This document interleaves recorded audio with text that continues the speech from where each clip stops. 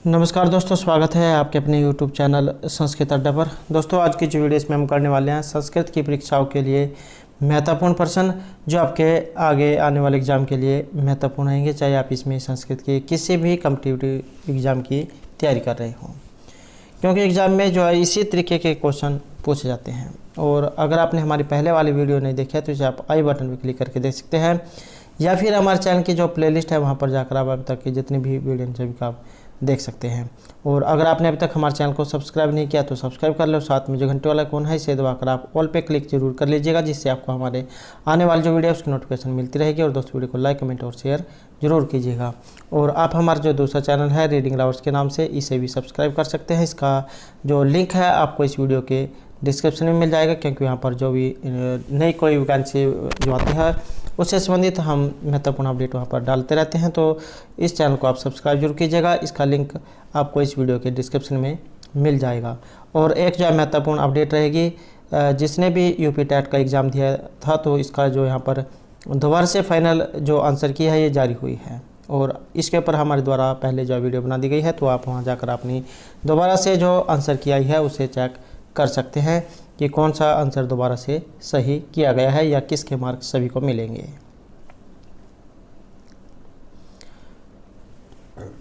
तो हमारा यहाँ पर पहला क्वेश्चन है स्पर्श वर्ण से। एग्जाम में कई बार जब क्वेश्चन को घुमा फिरा कर दे दिया जाता है, तो जैसे यहाँ पर स्पर्श वर्ण के बारे में सभी को पता है कि क से लेकर माँ तक जो होते हैं ये स्पर्श वर्ण आते हैं। अभी इन्हीं में से पूछ लेगा कि ये किसको कहा जाता है, तो ये जो काद्योम अफसाना जो यहाँ पर दिया गया है इन्हीं को यहाँ पर स्पर्श वर्ण कहा जाता है। का से लेकर माँ तक जो इनकी संख्या 25 जो मानी गई है, तो इन्हीं को स्पर्श वर्ण कहा गया है।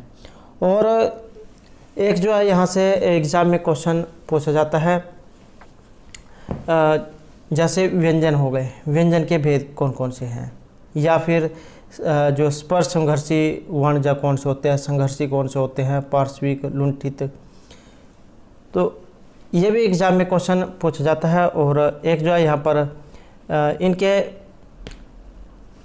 भेद ये पूछे जाते हैं कि जैसे अभ्यंतर प्रयत्न कौन से होता है या फिर बाह्य प्रयत्न कौन से होते हैं। तो ये अभ्यंतर प्रयत्न जो उसके अंतर्गत ये आते हैं स्पर्श वर्ण। अभ्यंतर प्रयत्न होते हैं 5, सपृष्ठ जो यहाँ पर आया है स्पर्श वर्ण, उसके बाद ईषद सपृष्ठ, ईषद विवरित, विवरित और संवरित, तो ये 5 होते हैं। और जो सपृष्ठ वर्ण यहाँ पर हो गए जो का से लेकर माँ तक होते हैं। और उसके बाद है ईषद सपृष्ठ वर्ण, जिन्हें आप अंतस्थ वर्ण कह सकते हैं या अलावा। और उसके बाद ईषद विवरित, जिन्हें आप उष्ण वर्ण का उष्ण गर्म वर्ण कह सकते हैं, श श ह। और विवरित वर्ण जितने भी ये जो स्वर होते हैं अ इ उ। और उसके बाद हर्षव अवर्ण, तो जो ये हर्षव आ जो होता है ऐसा आकार का, तो ये। और जो बाह्य प्रयत्न है, बाह्य प्रयत्न की संख्या मानी गई है 11। विवार, श्वास, अघोष, संवार, नाद, घोष, अलप्राण, महाप्राण, उदात, अनुदात, संवरित। तो अभ्यंतर प्रयत्न जो है इनकी संख्या 5 होती है और बाह्य की 11 होती है। और जो स्पर्श संघर्षी वर्ण है ये कौन से होते हैं कि जिन व्यंजनों के उच्चारण में स्पर्श के साथ साथ निःश्वास के निकलने में हल्का सा संघर्षण होता है, तो उन्हें स्पर्श संघर्षी वर्ण कहा गया है। जैसे च, छ, झ, ये जो च वर्ण जो है। और संघर्षी निःश्वास वायु के निर्गम का मार्ग जीहा के द्वारा अत्यंत संकीर्ण जब कर दिया जाता है और रगड़ खाती हुई सर्प की शीतकार जैसी बाहर निकलती है, तो उसे संघर्षी कहा गया है, जिसे आप उस वर्ण कह सकते हैं स स स ह वाले ये जो है। और पार्श्विक वर्ण जीह की नोक मुर्दा को जब छूती है और निःश्वास वायु दोनों पार्श्वों से बाहर निकलती है, तो उसे पार्श्विक वर्ण कहा गया है। ये जो ला जो होता है ये पार्श्विक वर्ण है। और एक आता है एग्जाम में लुंठित, जीह की नोक बेलन की तरह लपेट खाकर तालु का जब स्पर्श करती है और जीहा की नोक वर्ष पर बार बार ठोकर मारती है तो उसे लुंठित वर्ण कहा जाता है। ये जो रा जो होता है ये लुंठित वर्ण होता है। यही जो एग्जाम में पूछे जाते हैं, जैसे अर्धस्वर वर्ण हो गया, इनमें से कौन सा, या मिलान करने आ जाए या पूछ ले जाए कि इनमें से कौन सा वर्ण आता है। तो अर्धस्वर य और व जो है यहाँ पर ये अर्धस्वर माने गए हैं। उत्क्षिप्त ड और ढ, ये जो डमरू वाला ड और ये ढ, तो ये यहाँ पर उत्क्षिप्त वर्ण माने गए हैं। लुंठित हो गया ये र, और जो पार्श्विक वर्ण ये हो गया ल। तो ये वर्ण एग्जाम में पूछ जाते हैं, तो इनको आपने जरूर याद रखना है। नेक्स्ट क्वेश्चन रहेगा संहिता संज्ञा विधायक सूत्रम की। यहाँ पर संहिता संज्ञा करने वाला एक सूत्र है, तो ये कौन सा है? तो यहाँ पर रहेगा ये ऑप्शन डी, परस्य निकर्षा संहिता। तो वर्णों के अत्यंत सीमितता होने पर वहाँ पर उसकी जो है संहिता संज्ञा होती है।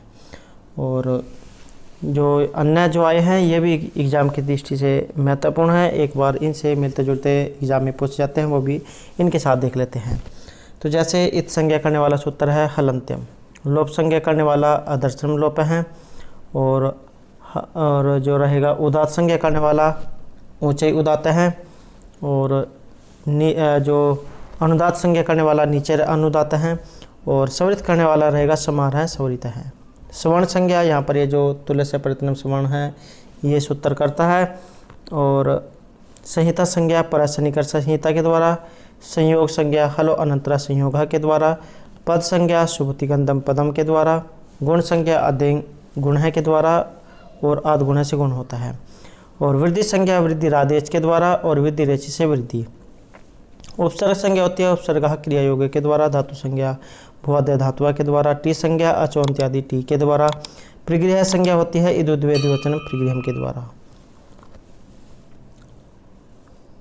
और नदी संज्ञा करने वाला युस्त्रख्य नदी। तो और जो है कि घी संज्ञा वाला जो एग्जाम में आ जाता है, जो हर सभी में करता है, और से शुद्ध घ सकी। तो ये जो कुछ महत्वपूर्ण सूत्र थे। नेक्स्ट क्वेश्चन है यहाँ पर कत कत्वतु इति सूत्रेण संज्ञा विधीयते। ये कत कत्वतु जो है इनकी संज्ञा एक सूत्र है, कत कत्वतु निष्ठा। तो ये क्या करेगा, ये निष्ठा संज्ञा करता है। तो यहाँ पर ऑप्शन बी जाइए हमारा यहाँ पर रहेगा। और गति संज्ञा करने वाला सूत्र है गतिश्चय। संप्रसारण संज्ञा होती है इन यन संप्रसारण के द्वारा। उपधा संज्ञा अलो अंत्यात पूर्व उपधा जो सूत्र है उसके द्वारा होती है। और स्वर्ण संज्ञा हो गई है तुल्य परितनम स्वर्णम के द्वारा। नेक्स्ट क्वेश्चन है यहाँ पर भी धातु का। भी धातु है दण्डार्थ में बहेतु, तो इसमें किस विभक्ति का प्रयोग किया जाता है?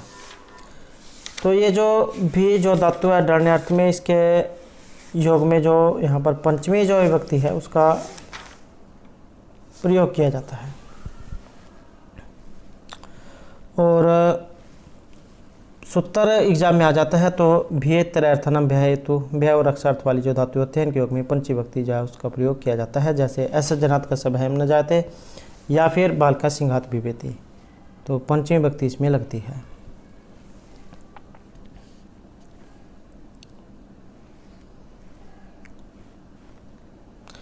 नेक्स्ट क्वेश्चन आएगा पुष्पेभ्य सप्रियति इत्यत्र चतुर्थी विधायक सूत्रम की।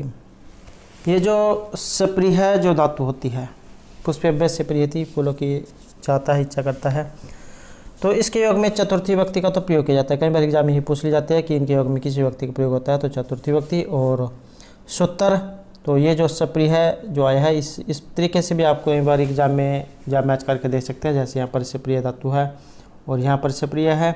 अगर आपको ये जो क्वेश्चन आता हो तब इस तरीके से आप मिलान करके देख सकते हैं। कई बार उलझाने के लिए भी दे दिया जाता है। तो इस तरीके से अगर आपके पास नहीं आंसर आता है तब आप इस तरीके से मैच करके देख सकते हैं। तो ऑप्शन सी यहाँ पर रहेगा, सप्रिय रिप्सित है। सप्रिय जो धातु होती है इसके योग में जिसे चाहा जाए वह संप्रदान संज्ञक होता है, और चतुर्थी विभक्ति होती है, जैसे पुष्पेभ्य सप्रिय थी। नेक्स्ट आएगा षड वेद लिंगई सम उपेतम। तो छह यहाँ पर लिंगों के बारे में पूछा गया है। तो यहाँ पर रहेगा ये ऑप्शन ए श्रवणम। 6 प्रकार के लिंगों से निश्चय करना श्रवण है। और 6 प्रकार कौन कौन से हैं, जैसे उपक्रम अर्थात प्रारंभ और उपसंहार,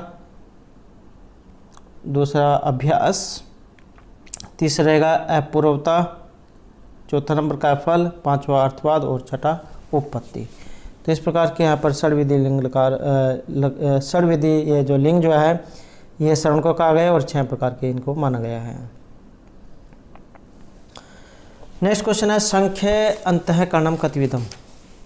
संख्या जो दर्शन है संख्या, इसमें अंतःकरण ये कितने प्रकार का माना गया है। तो संख्या में अंतःकरण रहेगा ये ऑप्शन ए त्रिविधम, 3 प्रकार का जय माना गया है, और बुद्धि, अहंकार और मन। तो इस प्रकार से यहाँ पर ये 3 प्रकार का माना गया है। नेक्स्ट क्वेश्चन रहेगा संख्या विमतम अख्याति का। संख्या के मत में ख्याति, तो ये माना गया है यहाँ पर ऑप्शन सी विवेक ख्याति को। नेक्स्ट क्वेश्चन है और वेरी इंपॉर्टेंट क्वेश्चन है सतम वर्ग का, क्योंकि हाल ही में जो यूजीसी नेट का जो एग्ज़ाम था उसमें भी जाए क्वेश्चन पूछा जा चुका है और लगभग जो एग्ज़ाम में पूछे जाते हैं।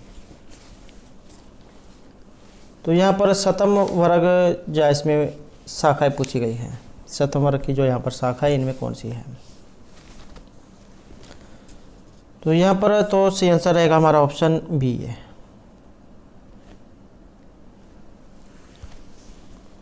सतम वर्ग जो है इसकी शाखाएं 4 मानी गई हैं। और कौन कौन सी, जैसे भारतीय रानी होगी, बाल्टो वास्तविक, अरमानी, अल्बानी,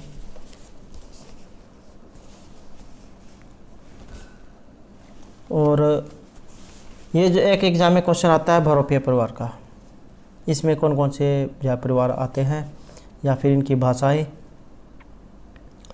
तो इस परिवार की जो भाषाएं हैं भारत,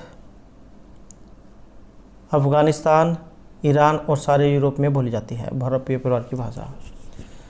और संस्कृत, ग्रीक, लैटिन आदि जो प्राचीन, और अंग्रेजी, फ्रेंच, जर्मन, हिंदी, मराठी, गुजराती, पंजाबी और बांग्ला आदि प्रमुख आधुनिक भाषाएं ये इस प्रकार की हैं भरोपिया परिवार की। और इस परिवार की 2 मुख्य शाखाएं हैं, भारोपियन शाखा और भारत ईरानी शाखा।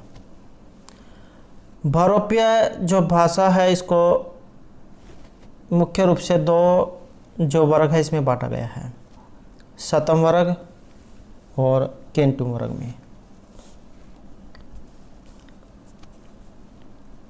प्रतिनिधि भाषा के रूप में लैटिन तथा अवेस्ता को आधार बनाकर 100 के वाचक शब्दों की सहायता से अपने निष्कर्ष को प्रमाणित किया गया। ये जो 100 जो होता है, ये 100 इसको अवेस्ता में शतम कहा जाता है, अवेस्ता में कहा जाएगा इसको शतम। और जो लैटिन है इसमें इसको कहा जाएगा केंटुम।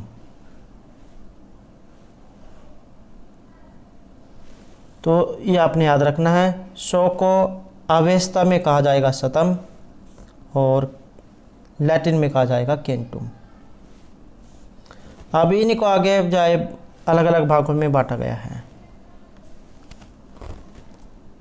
जैसे सतम वर्ग है इसमें संस्कृत, हिंदी, अवेस्ता, फारसी, स्लाविक, बाल्टिक, लुथियानियन ये आते हैं सतम वर्ग में। और जो केंटुम जो वर्ग है इसमें लैटिन, ग्रीक, जर्मनिक, केल्टिक, तोखारी, आयरिश, अंग्रेजी, तो ये केंटुम वर्ग में आती है।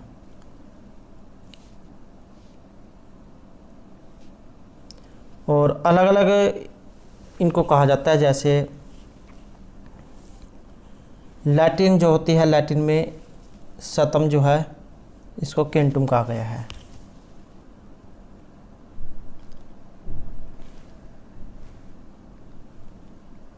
और ग्रीक में हेकातोन, जर्मनिक में होंद, केल्टिक में केत, तोखारी में कंद, आयरिश में केद और अंग्रेजी में हुंड।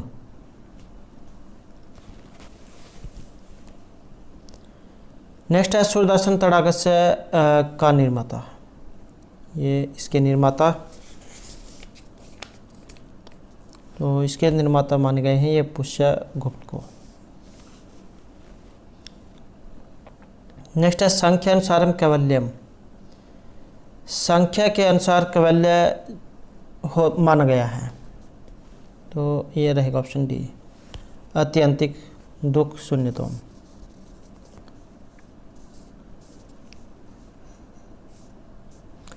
और इसमें माना गया है कि ये जो कैवल्यम जो होता है ये आत्मा का केवल अपने नित्य और शुद्ध चैतन्य रूप में स्थित होना ही कैवल्य है। नेक्स्ट क्वेश्चन है आदिभौतिक दुखम संख्यमेतेन अहिल्यते। तो यहाँ पर आएगा ये ऑप्शन सी, सर्पादि समुद उद्भवम दुखम। और संख्या जो है इसमें दुखों को 3 प्रकार का ये बताया गया है, आध्यात्मिक, आदिभौतिक और आदिदैविक।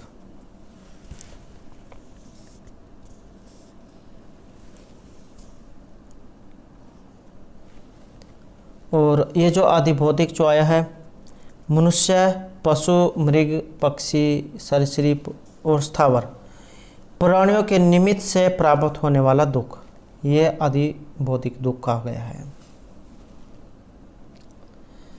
नेक्स्ट है भौतिक सर्ग कतविध है। भौतिक जो यहाँ पर सर्ग है ये कितने प्रकार का है, इसे माना गया है ऑप्शन ए, 14 प्रकार का इसे माना गया है।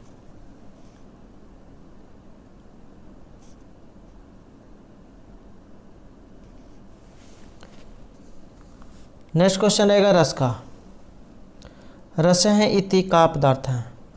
रस जो है यहाँ पर किस प्रकार का ये पदार्थ है, और यहाँ पर माना गया ऑप्शन ए को, आस्वादमान है।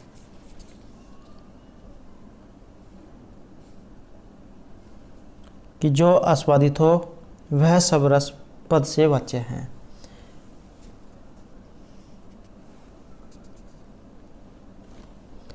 नेक्स्ट है नाट्यशास्त्र इति कति स्थायी भाव। नाट्यशास्त्र जो है वर्तमुनि का जो नाट्यशास्त्र है उसके अनुसार यहाँ पर स्थायी भाव ये कितने माने गए हैं।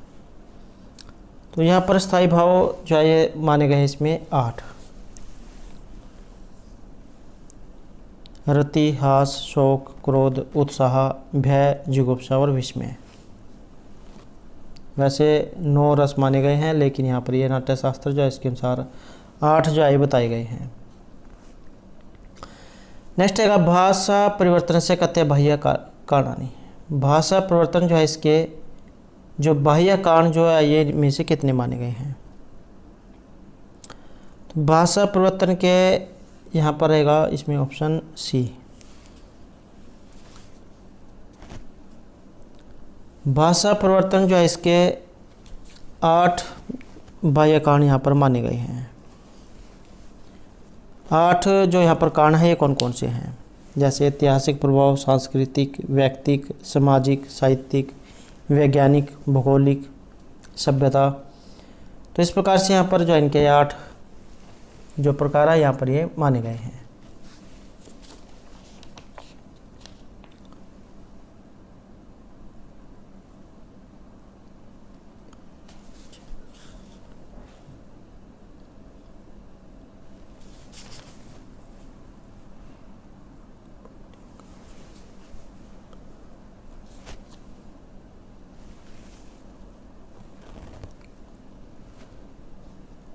नेक्स्ट क्वेश्चन है भाषा भारोपीय परिवार केंतुम वर्गस्य कति प्रमुख भेदा।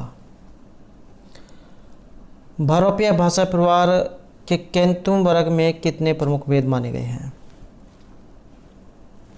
तो इसमें माने गए हैं ऑप्शन बी 7। 7 कौन कौन से हैं, जैसे ग्रीक, ये हो गया लैटिन, ग्रीक, जर्मनी, केल्टिक, तोखारी, आयरिश, अंग्रेजी। तो इस प्रकार से यहाँ पर ये 7 इसमें माने गए हैं।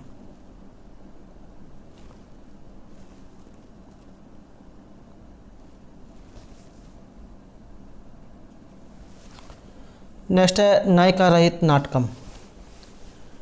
नायिका से जो रहित नाटक है इनमें से ये कौन सा है? तो यहाँ पर रहेगा ऑप्शन सी है, मुद्रा राक्षस जो है इसे यहाँ पर नायिका से रहित माना गया है। और विशाखा दत्त जो इनके द्वारा ये रचित है, समय इनका जो है ये 300 से 400 जो ईस्वी के लगभग माना गया है। और कवि विधा में नाटक है, अंकों की जो संख्या इसमें 7 है। वीर रस इसमें रहेगा, नायक चाणक्य और प्रतिनायक के रूप में है इसमें राक्षस। राजनीति छल कपट वाला नाटक इसको कहा गया है। नायिका और विदूषक जो है इसमें इनका भाव है। कुछ प्रमुख पात्र है जैसे चाणक्य, राक्षस, चंद्रगुप्त, मल्लकेतु, चंदनदास और शकटदास।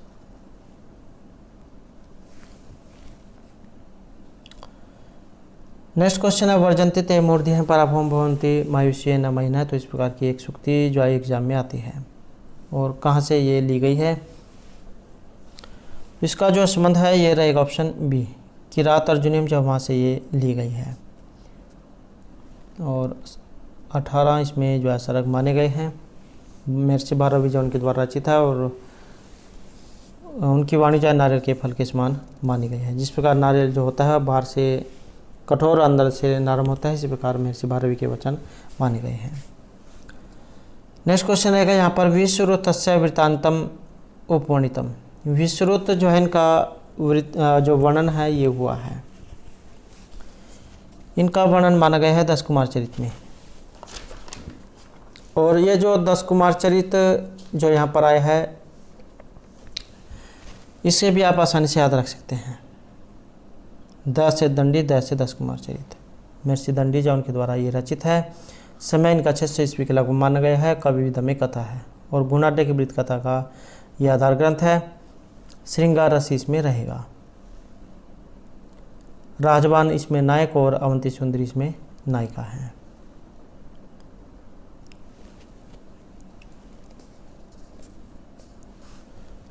नेक्स्ट क्वेश्चन है सुभाषितम हारी विस्थित दोगलात न दुर्जनस्य अर्क। तो इस प्रकार की यहाँ पर एक सूक्ति है। तो इति कैन कवि न उक्तम, और किस कवि की है? यहाँ पर रहेगा ऑप्शन सी है, महर्षि बाणभट्ट जो है उनके द्वारा ये कही गई है। नेक्स्ट है बाह्य सूत्रा नाम भगवत पाद शंकराचार्य से व्याख्या के नामना व्यवहार है। तो यहाँ पर रहेगा ऑप्शन सी है, शारीरिक मीमांसा भाष्य में। ये जो बाह्य सूत्र जो है इसमें भगवत पाद शंकराचार्य की व्याख्या को शारीरिक मीमांसा भाष्य के नाम से व्यवहार किया गया है और ब्रह्म सूत्र को शारीरिक मीमांसा। नेक्स्ट आएगा तत्त्वम असि, कि वह तुम ही हो इति वाक्य समन्वय वेदांत अभिमतम लक्षण। तो वेदांत जो है उसके अनुसार यहाँ पर इसमें जो लक्षण है ये कौन सी है? यहाँ पर जो आंसर हमारा ये रहेगा ऑप्शन बी, जहत अजहत जो लक्षण है यहाँ पर इसमें ये मानी गई है।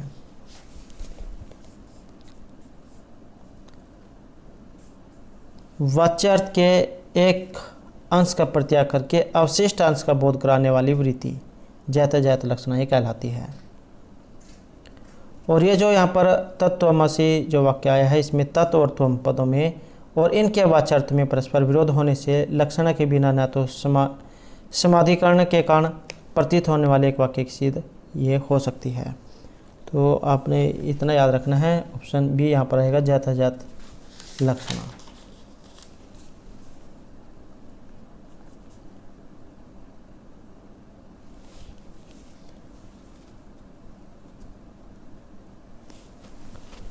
नेक्स्ट है वायोग नायिका के दृश्य है। वायोग जो है इसमें नायक इसमें रहेगा ऑप्शन सी है, धीरोदत्त नायक जो है यहाँ पर माना गया है। और वयोग क्या होता है? वयोग जो है इसकी कथा वस्तु होती है इतिहास प्रसिद्ध, और इसमें स्त्रियों की संख्या होती है बहुत कम, सुलभ। पुरुषों की संख्या अधिक तथा गर्भ एवं विमर्श संधियों का भाव। अंक की संख्या होती है इसमें 1। युद्ध स्त्री के कारण नहीं होता है और इसकी वृत्ति भी कैसिकी नहीं होती है। इसका नायक प्रख्यात धीरोदत्त राजर्षि या दिव्य पुरुष होता है। हास्य, श्रृंगार तथा शांत के अतिरिक्त कोई अन्य रस इसमें प्रधान रूप से होता है, जैसे सौगंधी का हर्णम जैस का यहाँ पर उदाहरण है। नेक्स्ट क्वेश्चन है यहाँ पर मृच्छकटिकम कस्य रूपकस्य उदाहरणम भवति। मृच्छकटिक जो यहाँ पर आया है ये इनमें से किस रूपक का उदाहरण है या फिर किन के द्वारा ये रचित है?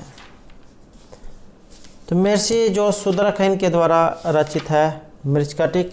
मिट्टी गाड़ी वाली जो घटना आई है उसके आधार पर इसका नाम ये रखा गया था।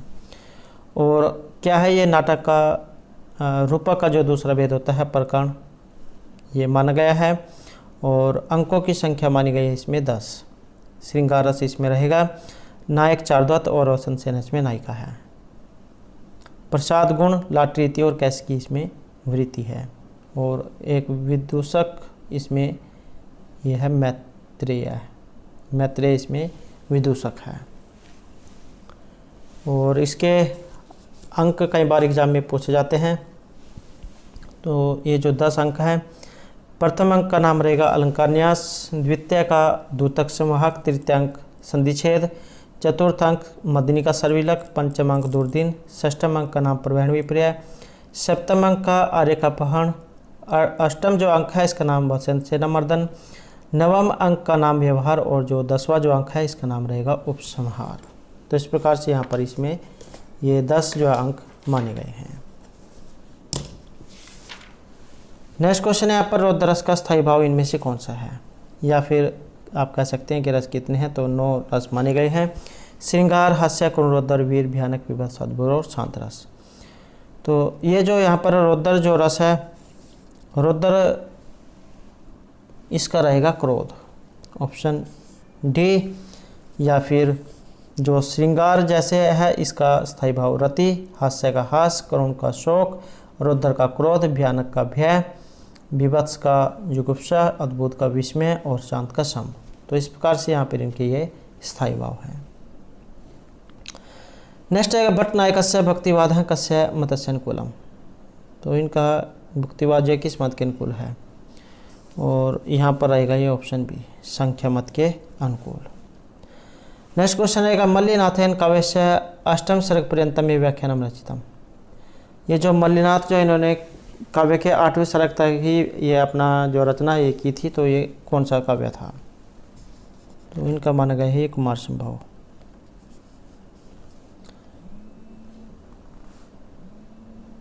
नेक्स्ट क्वेश्चन है लक्ष्मी चांचल्यम अस्मिन उपवर्णितम अस्ति। लक्ष्मी की जो चंचलता है ये दिखाई गई है।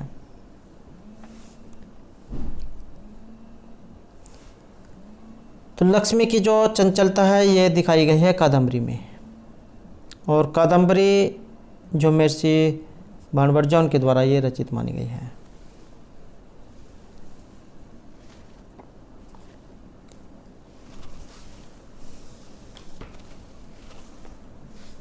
नेक्स्ट क्वेश्चन रहेगा अधस्थानम युग्मनाम समचिंतालिकम चुनुत। तो यहाँ पर आपने इसका जो है मिलान करना है, और यहाँ पर रहेगा हमारा ऑप्शन बी 4, 3, 1 और 2।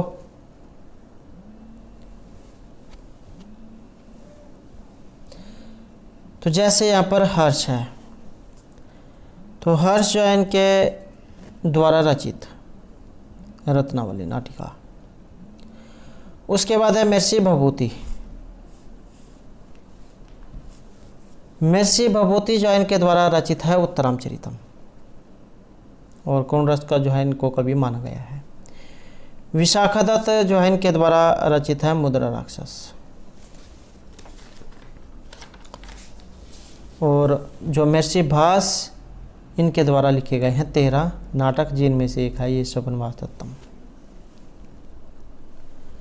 तो दोस्तों ये थे हमारे आज के यहाँ पर संस्कृत की परीक्षाओं के लिए कुछ महत्वपूर्ण प्रश्न जो आपके आगे आने वाले एग्जाम के लिए महत्वपूर्ण रहेंगे। और दोस्तों अगर आपने अब तक हमारे चैनल को सब्सक्राइब नहीं किया तो सब्सक्राइब कर ले, और हमारे साथ अंत बनाने के लिए धन्यवाद।